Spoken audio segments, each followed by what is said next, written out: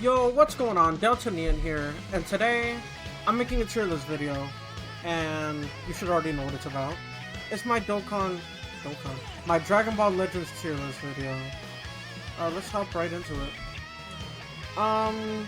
This is probably going to be controversial, because not everyone agrees about how cards are in this game, but my opinions are facts, so you don't have to worry about that on this channel.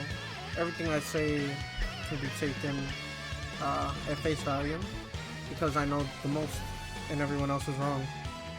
So the worst character on this tier list, this is basically the honorable mentions, is, where is this ugly little freak? Right here. The number 15, I guess, on my list is Path to Power Goku. He was really strong when he came out, and he's still really strong now, but his team is not that good, Dragon Ball. On Saiyans, you're not going to use him, and he just got an indirect nerf because of the Dragon Ball nerf. So, if you're wondering why he's there, those are the reasons. Next up on this list, I would say Jiren. Now, Jiren is actually on a really strong team, but he just doesn't fit on the team anymore. Universe Reps. The best version of Universe Reps is probably a combination of MVP 17, Evoken, and UI Goku. But I personally think Jiren, MVP 17, and Evoken is better. But yeah, some people would say UI Goku makes this team better, so Jiren, you fell off. Next up, where is this guy? Orange Piccolo. Orange Piccolo is not bad by any means, but I feel like Pikkon is better, and Pikkon just replaces this dude on most of his teams. Regen is not that good, and while Piccolo himself is good, the team around him is kind of crumbling, so for that reason, he fell off. And speaking of Regen, we have another person in Regen following us. If I can ever find him, that is. Janemba. First Ultra on the list. Janemba is a really annoying unit, and I'm glad he's not as good anymore. I'm glad that he's very, very squishy. But when he gets going, his damage is insane, but I cannot justify putting him any higher on this tier list because of where his team is at the moment. And I think, even though this is a tier list, you can't just rank individual units' kits by themselves. You need to rank the team, because I think that plays a big part into how good a unit is. Not their individual value as a unit, but like, who's the best card in the game? Whose team are you on? Who are your partners? That really matters. So for that reason, Janemba's in the fell off tier as well. And the last person in fell off tier is Gogeta. Now I know people are going to be really mad about this, but I personally don't even think this Gogeta's even that good. On GT, he's hanging on by a sliver onto that team. He's just lucky he's next to like two of the best units in the game, in my opinion. So yeah, he is in fall off tier. Now let's get into the top 10 itself. And what better way to start off the top 10 with one of my boys, Purple Cell. Now, okay, you could argue that every single character below him is better than him. You could argue that, but what Cell has going for him is that he's on one of the best teams in the game. And Cell himself is no slouch. His death damage is honestly game-changing sometimes. His green card, really good green card for androids. His unique gauge, one of the best unique gauges in the game. Gives him draw speed, cover null, damage inflicted, key, and it's really easy to charge up, so once Cell gets going, it's hard to stop him. That's enough said. Next up, probably another controversial one. Vegito Blue. Now, I honestly think people underrate how good Vegito Blue is. Like, he's a monster. Does good damage. is really annoying. His combos last a pretty long time. There are obviously like counters to him and stuff, but there are a pretty good amount of yellows in the game, I would say. Like good yellows. One of the best cards in the game is a yellow, but he's kind of falling off himself. But we're not there yet. Really solid character. I have him at number 9 on my list. Next, let's go with the people's champ, I would say, Pikkon. People would probably rank him higher, but I see that he is a valuable unit on the team that he's on, but it's mainly just as like an endurance character. I mean, a revival character. He's not really contributing much himself, honestly. Like, I don't know. He doesn't seem that good on his own to me. He's carried by his teammates, and that's not a bad thing, which is why he's number 8 on the list, but I personally don't justify him any higher than that. Next up on the list, where is he? This man, a year later, is still in my top 10 list.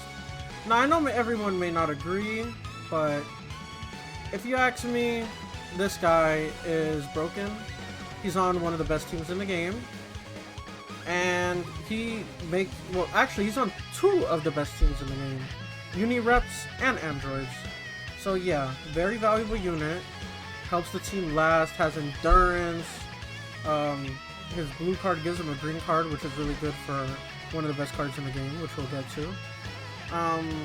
Gaz Covernol has the double vanish. Just a really strong kit, really strong character, and holds his teams together. Next up on the list. Where is this little rat? GT Kid Goku. But I hate when people call him Kid Goku. He's not a kid. He's just rejuvenated. I don't know. Anyways, we're not talking about that. We're talking about this guy. Personally, one of my least favorite units to fight. Reduces ki, heals back all the damage you do.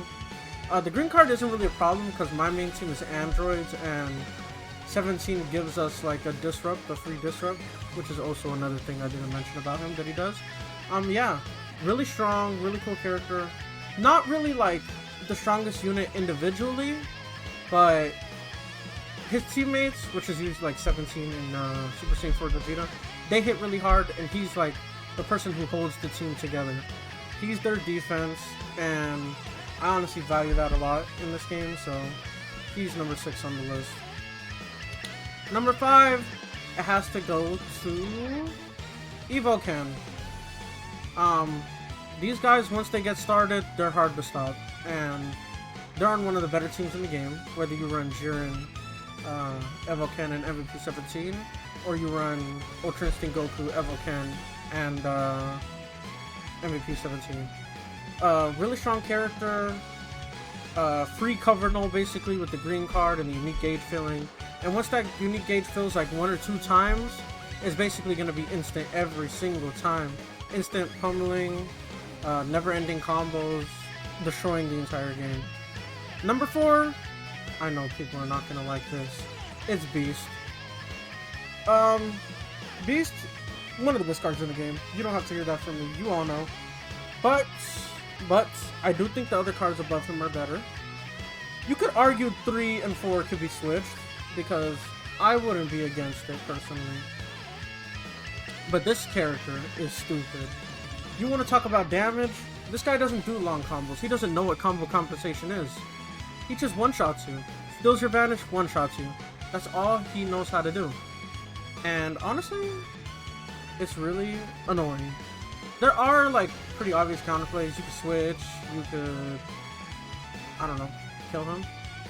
He's not very tanky, even in his base form, which is more like defensive. I don't find him very tanky.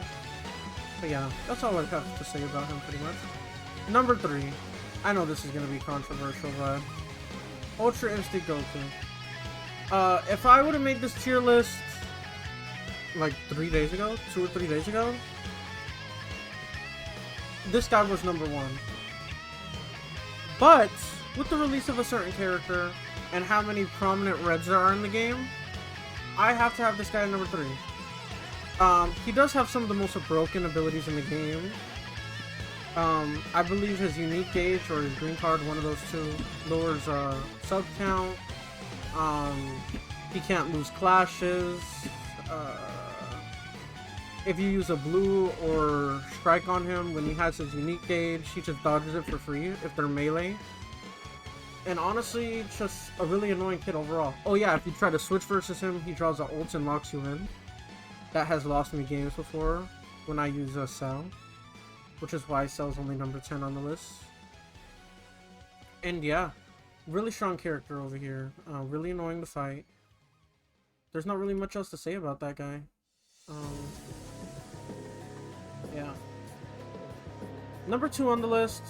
I feel like the list here, from here on out, should be pretty obvious. This is Bardock and Goku. Some of the freest cover no you can get in the game. Because literally use 2 cards.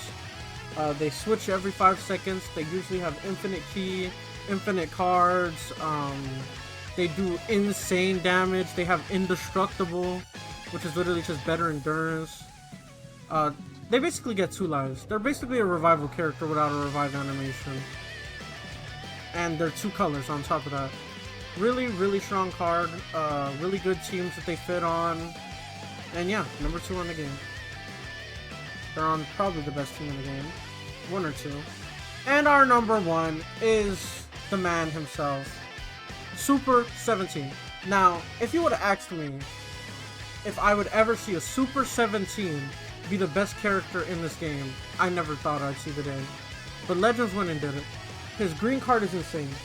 Gives him his full vanish back, type neutral, takes your vanish away, seals your rising rush, seals your main ability, locks you in, and it absorbs whatever blast you do with him. It's insane. And even without that, he's still a very good character. If he didn't have that green card, he would still be like number 4 or 5, 6 on this list. With his instant filling up the gauge every time he switches in, that gives him cover null, gives him a card. His gauge fills up really fast. It's basically just VVs but better. Gets the ultimate on switching in on a strike cover. He just does too much. Gets greens on his blues and ultimate. Like, if you think of something broken, this guy probably does it. And yeah, with all that being said, this is Deltonian out. Not much more to say about it. Simple tier list. Peace.